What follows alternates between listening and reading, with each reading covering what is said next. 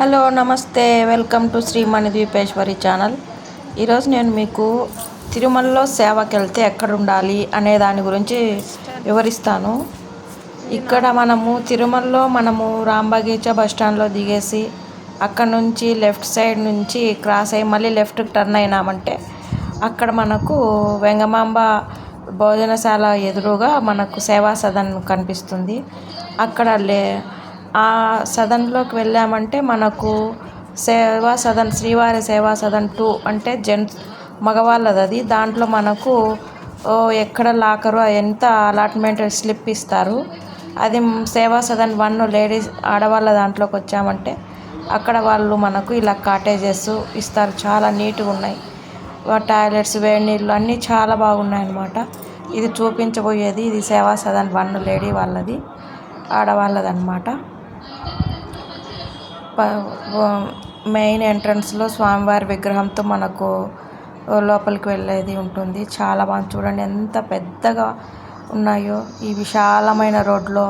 ఇంకా బయట వాళ్ళు ఎవరు రారనమాట. ఓన్లీ ఇక్కడ సేవ చేయడానికి వచ్చిన వాళ్ళు మాత్రమే ఉంటారు. ఇదంతా తోట అన్నమాట.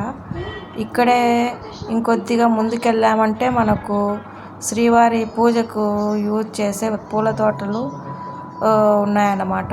అవి నేను టైం సరిపోలేదు కాబట్టి తీయలేదు. నేను ఈ బయట కొద్ది దూరం మాత్రమే నేను తీయగలిగాను. ఇక్కడ వచ్చేసి ఇదిగో ఇక్కడ చూశారు కదా, ఇవన్నీ స్వామివారి పూల తోటలే. అరటి మొక్కలు, పిలకలు అవన్నీ పెంచుతూ ఉన్నారనమాట. చాలా బాగుంది. ఈ తోటలోనే బావి, ఈ కోనేరు లాంటి దాంట్లోనే స్వామివారి పూజకి యూజ్ చేసిన పూలన్నీ ఈ దాంట్లో వేస్తారనమాట. చూశారు కదా ఎంత బాగుందంటే అంత బాగుంది. ఇదంతా ఈ సేవా భాగ్యము నాకు ఈరోజు కల్పించినాడు భగవంతుడు. చాలా హ్యాపీగా ఉందన్నమాట. నేను సేవకు వెళ్తున్నానా అన్నట్లుగా ఇంకా నేను అలాగే అయోమయంలోనే ఉన్నాను. కానీ నాకు అనివార్య కారణాల వల్ల ఒక్కరోజు నేను సేవకు వెళ్ళగలిగాను.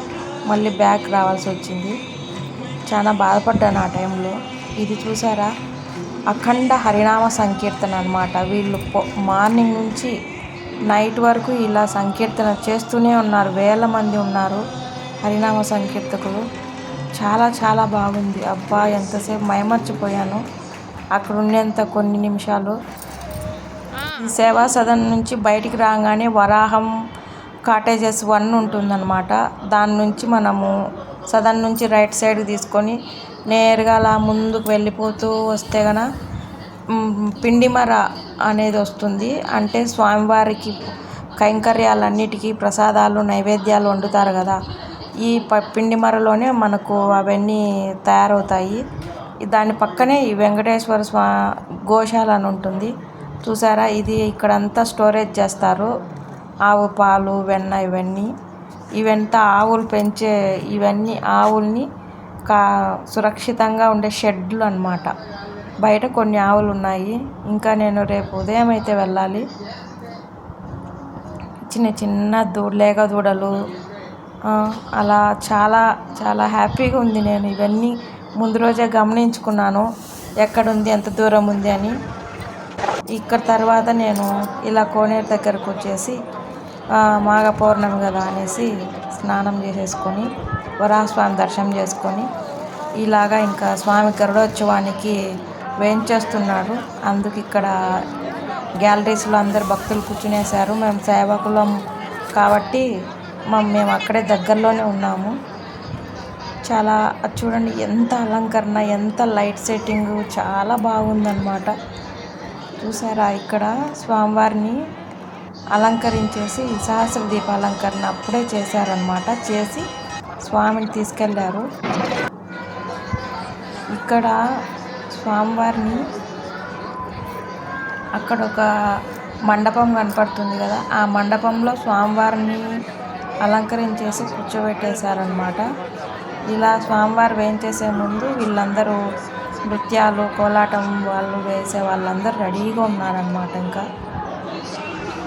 చూడండి, ఇంకా ఎవరిని ఉంచలేదన్నమాట. అన్ని బారికేడ్స్ కట్టేశారు. స్వామివారు వేయించేశారు. నేను అలా నేను 365 ఒత్తులు తీసుకొని వెళ్ళాను స్వామివారికి. అలా మనం దీపాహారతి ఇద్దామనేసి. నాకు చాలా ఇష్టం అలా స్వామికి చేసుకోవాలంటే. నాకు ఎన్నో జన్మల పుణ్యం ఉంటేనే నేను ఇలా చేయగలుగుతున్నానని నేను లోపల చాలా సంతోషిస్తూ ఉంటాను. మీరేమనుకుంటున్నారో కామెంట్ చేయండి. చూశారు కదా, ఇలా భక్తులు చాలా కొంతమంది అయితే కనుక ఇంకా స్వామివారిని గట్టిగా అరుపులతోనే గోవింద అనేసి అరుస్తూ ఉంటారు. చూసారా, స్వామి అలా వెళ్తున్నారు. నేను ఇంకా తోపులాట ఎక్కువ ఉందని చెప్పి కొద్దిగా బ్యాక్ సైడ్ వచ్చేసాను. చూసారా, స్వామి అలా వెళ్తున్నారు. మళ్ళీ ఇలా తిరిగారనమాట. నేను హారతిస్తున్నానని నా కోసం ఇలా తిరిగారు ఒక్కసారి. చూసారా, అలా తిరిగారు, అలా చూశారు. అబ్బా చాలయ్యా, నాకు ఈ జన్మకి ధన్యం అనుకొని నేను ఇంకా అక్కడి నుంచి ఇంకా మెల్లగా ఆ రష్లో క్రౌడ్లో నేను ఇంకా వెనక్కి మొదలుపెట్టాను. ఎక్కడ దారి లేదు. చూసారా, స్వామి అలా తిరుగుతున్నాడు. ఎంత బాగుంటుందో గరుడోత్సవం చూసామంటే. నేను ఎన్ని రోజుల కలనో ఈరోజు నాకు నెరవేరింది గరుడోత్సవం చూడాలని.